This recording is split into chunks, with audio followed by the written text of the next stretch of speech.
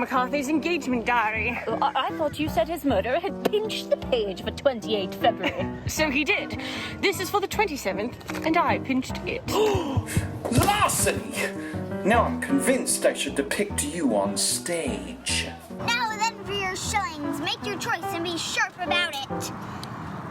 Make your choice and be sharp about it. It contains but one entry for 6:30 at the Cafe Royal. With someone named Bunthorne.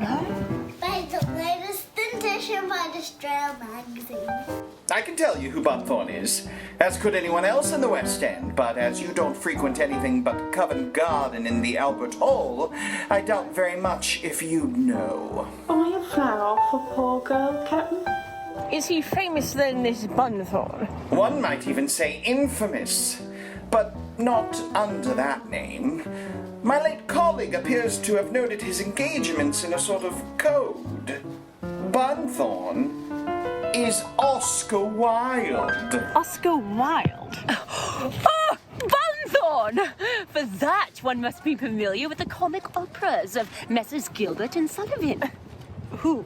On what planet do you spend your time? Aside from my own particular musical interests, nothing is less likely than knowing anything of London's fads and rages. Then you are missing the greatest combination of words and music since Aristophanes, Wagner accepted.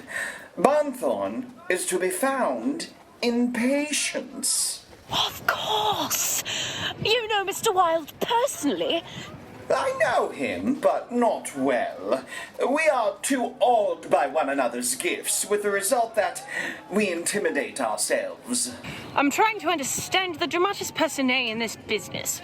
You didn't think much of Jonathan McCarthy, and I should like your estimate of Oscar Wilde. Very well. His plays will be remembered as among the most scintillating in the language, and they are the least of his creations. Brilliant, but he is courting ruin. Elaborate. I am not at liberty to be specific. Then tell me about this Patience before I lose mine. The opera parodies Wilde in the person of Reginald Bunthorne.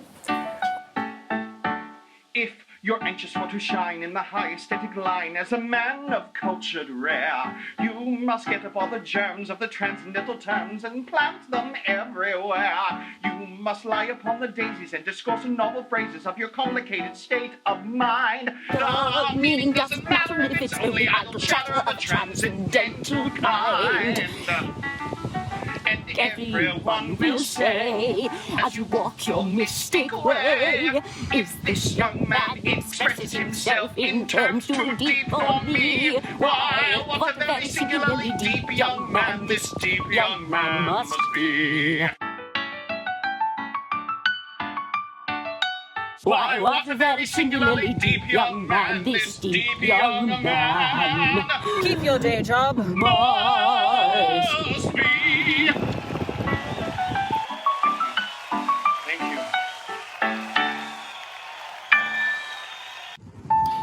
Shaw, you would not be specific about Wyatt. What can you tell me? Oscar antagonizes. He delights in antagonizing and treats everything as if it was some competition, a challenge for his own amusement. He doesn't take much seriously, except for winning. That he prizes most highly. And people are not inclined to forgive him for it. Also, there are sacred rites and conventions which will not be flouted. Everyone is waiting for Wilde to get his comeuppance. Mr. Gilbert has flouted them for years, hasn't he? Are people howling for his blood as well? I don't believe so. Mr. Gilbert's private life is beyond reproach, or if not, Mr. Gilbert is discreet. The same cannot be said of Oscar Wilde.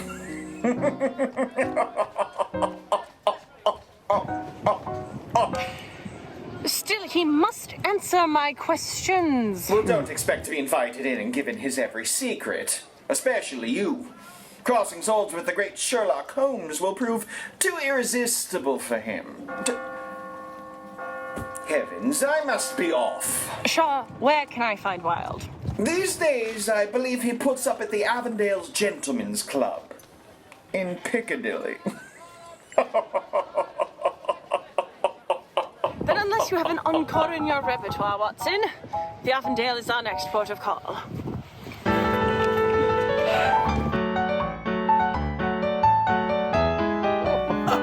To you, sir. Please.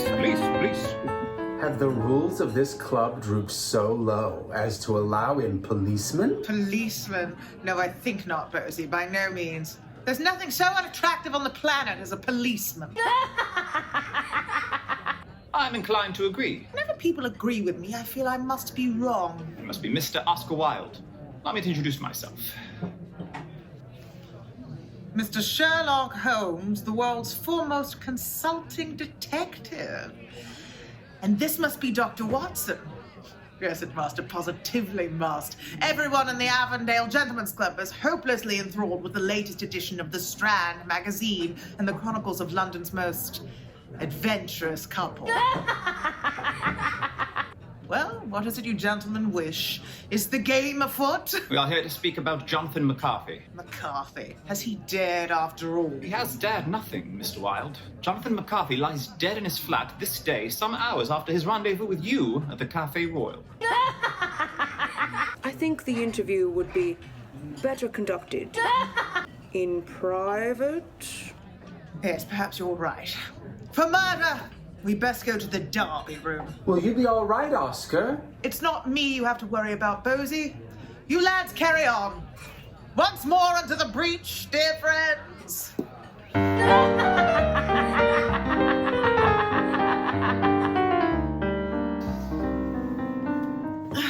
I take it I am under suspicion. Dr. Watson and I do not represent the police. I follow my own methods and tell as much or as little as I choose. May we proceed? I never put off till tomorrow what I can possibly do the day after. Can you account for your whereabouts after your meeting with Jonathan McCarthy? Account for them. For the purpose of an alibi. An alibi, yes. I see. Yes, that's all right. I was with my solicitor, Mr. Humphreys. Tell me, how is it managed? Managed? The murder! My dear fellow, the murder! The juicy details. Was there incense burning? Did you find the footprints of a naked woman who had danced in his blood? What was the nature of your appointment with McCarthy yesterday? My heavens, for someone who disdains policemen, you're awfully laborious. Where were you? What were you doing? Whom were you doing? Come, Mr. Holmes. Let me see what lurks beneath. On guard. It is an old maxim of mine that some cause happiness wherever they go, others, like McCarthy, whenever they go. It is an old maxim of mine that there is no practical joke here. We are investigating a serious crime. Quote, murder is always a mistake. One should never do anything that one cannot talk about after dinner. Quote, there is the scarlet thread of murder running through the colourless skein of life. Society often forgives the criminal, it never forgives the dreamer. Like most criminals, he is too confident and imagines that he has completely deceived us. True friends stab you in the front. Any truth is better than indefinite doubt.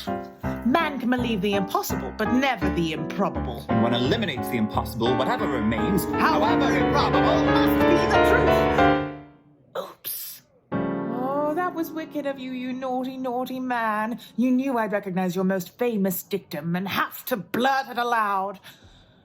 Besting me by making me best myself. I'm foiled.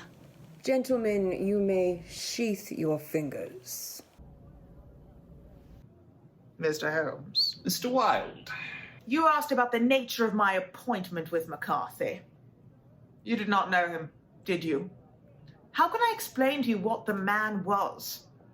Were you acquainted with Charles Augustus Milverton? The king of all blackmailers? Our paths crossed before his mysterious demise. That look must be one of a multitude of secrets shared between you roommates. Let's just say Jonathan McCarthy pursued a similar line of country. He was a blackmailer? Up to the neck, my dear John. It is John, isn't it? Mm-hmm. Up to the very neck. He did not prey upon society, but rather upon us denizens of the theatre. Was McCarthy threatening you with a letter? With several. He heard about the business at my club. You will have to speak more plainly, I'm afraid. But you've heard. Surely you've heard. It must be across all of London by now. Everywhere but Baker Street. February the 14th, St. Valentine's Day, was the opening night of a new play by our greatest living playwright. You? Guilty. At that opening night, the Marquis of Queensberry, the father of the divine Bosie, was frustrated in his attempt to leave me the dubious gift of a bouquet of rotten fruit, undoubtedly spoiled by his own peculiar Midas touch. However, yesterday the Marquess was successful in leaving a card for me at my club. I do not propose to tell you the words the barbarian wrote on that card, beside the fact that he misspelled them, only that having read them, I swore out a complaint against him for criminal libel. Mr. Wilde, your candor is admirable. What else can you reveal? I'm the repository of a great many secrets myself concerning affairs and excursions in the West End.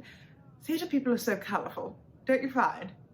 I know, for example, that George Grossmith, who does the patter songs for Gilbert and Sullivan, he played me, you know, has been taking drugs. I know that Bram Stoker keeps a flat in Soho, the existence of which neither his wife nor Henry Irving is aware. My intuition tells me it isn't to play chess. But what of McCarthy's secrets? It's an easy deduction that you had parity with the blackmailer. What did you have on him?